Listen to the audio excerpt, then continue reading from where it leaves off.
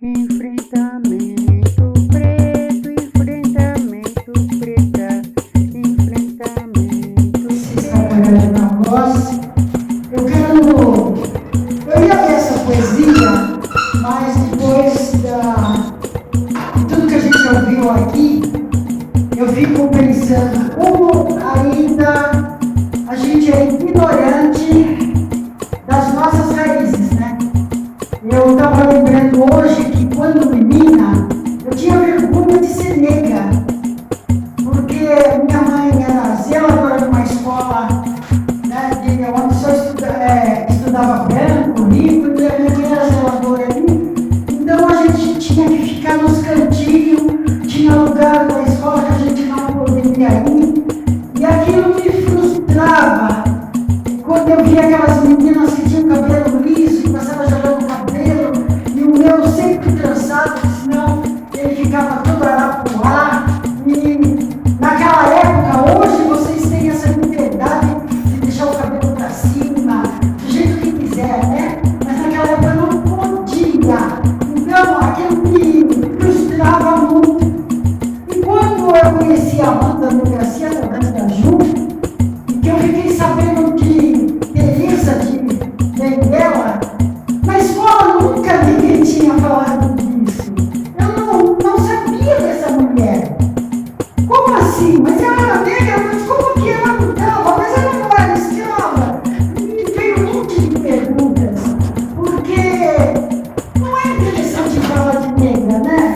Não é interessante falar de uma negra que, porque o marido dela morreu, ela tomou ali a direção de um quilombo e de repente o nome dela marcou a história. Mas para que você quer saber disso? É apenas uma negra.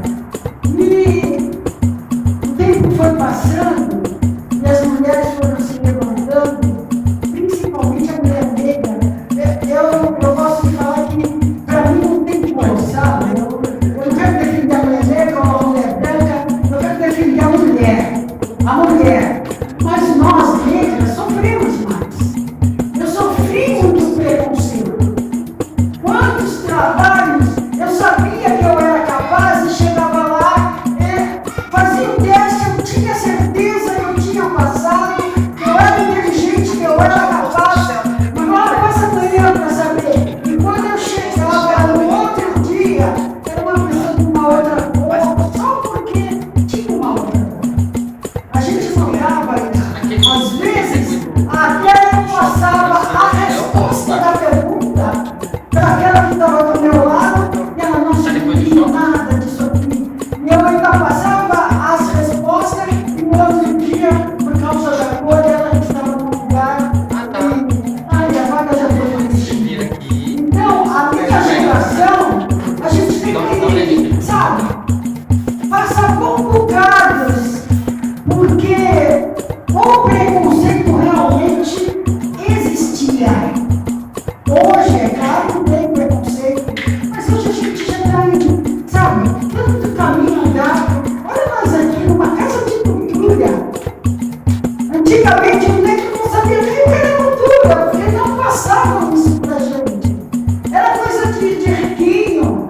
Biblioteca, a gente só entrava em biblioteca quando a gente já estava no colegial. Eu já nem sei como é que vocês chamam o colegial, mas a gente, sabe, para fazer trabalhos. Então, a gente tem que comemorar sim. A gente tem que abrir a boca assim e falar, sabe, andar orgulhoso. Eu me sinto muito bem quando eu entro numa repartição pública e quem me atende é uma negra muito bem vestida, ou um negro assim, sabe, com um olhar até meio altivo. Sabe, eu me sinto bem, sabe por quê? Porque a gente não veio para essa terra maravilhosa, os nossos ancestrais, eles não vieram porque eles quiseram.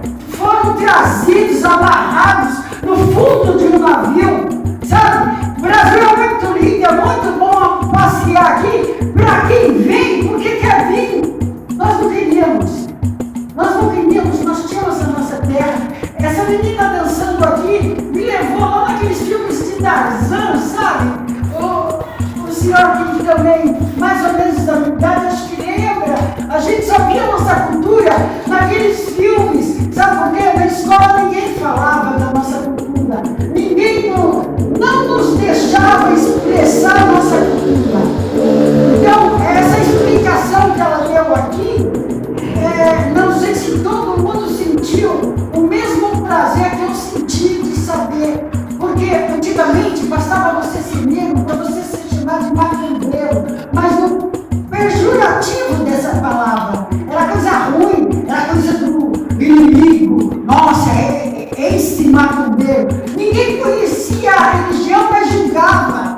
Você entende o que é isso? Então hoje, a gente tem esse espaço, uma menina que vem em dança, que explica, sabe? Isso é a cultura. E vocês que são da geração mais nova, vocês estão tendo um privilégio tremendo de poder levar essa cultura avante, sabe? Que hoje todos os espaços são nossos, são de vocês. Eu vou só ler esse livro rapidinho aqui, essa não Enfrentamento preta, enfrentamento preto, enfrentamento preto. Teresa Mulher Negra, conhecida como rainha do Morro de Caeté, assumiu a liderança do Quilombo do Piolho após seu companheiro falecer. No século XVII, esse quilombo já era notório quando Teresa começou a liderar. E não demorou para se expandir, se tornando uma referência no mundo negro nesse período, e foi considerado o maior quilombo da região. O quilombo sofria vários ataques dos portugueses e dos bandeirantes que, em 1770, invadiu o quilombo e foi considerada como destruidora daquele lugar. Mas Teresa não foi encontrada e não se sabe a causa de sua morte, nem se foi naquele ataque ou naquele lugar. Como é de costume, se cria versões para tudo que não se pode provar. Alguns contaram que ela se matou para não ser capturada por aqueles invasores bandeirantes que o senhorzinho mandou.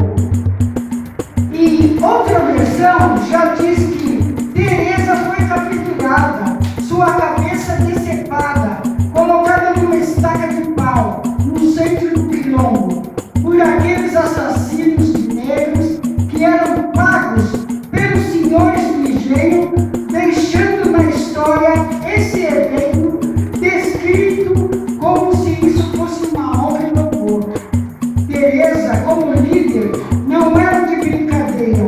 Preta, valente e corajosa, mandava enforcar, quebrar as pernas ou enterrar vivo qualquer um que se aproximasse com a intenção de levar de volta ao cativeiro os negros daquele quilombo. Uma mulher negra, valente, rainha, poderosa, que abriu o caminho lá em 1700.